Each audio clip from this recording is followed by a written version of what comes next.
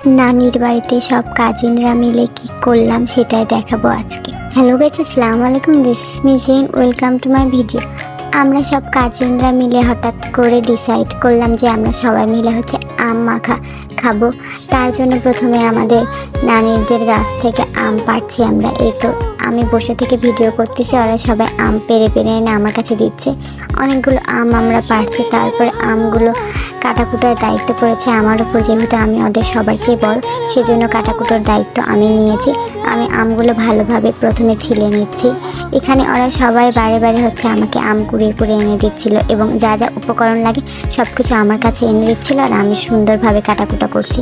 এখানে আম, কাঁঠালের মুচি, কাঁচকলা, তারপর লেবু পাতা সব কিছু দিয়ে আমরা আজকের বানানিটা বানাবো।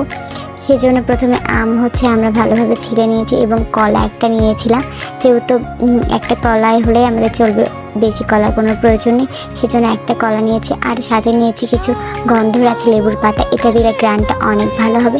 আমি অনেক কষ্ট করে অনেক কুচি কুচি করেছি, এগুলো অনেক কষ্ট হয়েছে আমার, যেহেতু আমি ওদের মধ্যে বড়, ওদের কাছে দায়িত্বটা দিতে পারছি না, সেজন্য আমি সব কিছু ভালোভাবে কুচিয়ে নিয়েছি।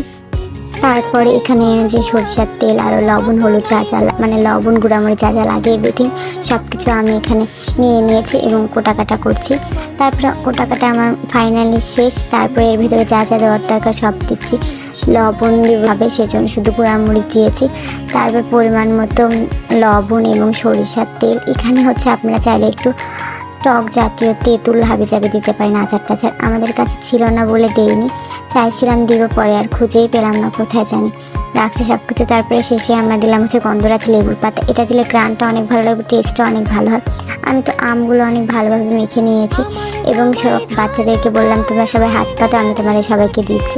সব বাচ্চারা হাত পেতেছে, আমি সবাইকে দিচ্ছি। একটু একটু করে সবাই অনেক মজা করে খাবে। অল্প জিনিসে কিন্তু অনেক স্বাদ হয় এবং মজা লাগে, একটু একটু করে সবাই মিলে খেলে অনেক ভালো লাগে। সেই জন্য আমি প্রথম মাখামুখো করার পরে সবাইকে একটু একটু করে দিচ্ছিলাম। দেওয়ার পরে সবাই খেলো, খাওয়ার পরে যা ছিল সবাই মিলে আমরা আবার ভাগাভাগি করে খাচ্ছি।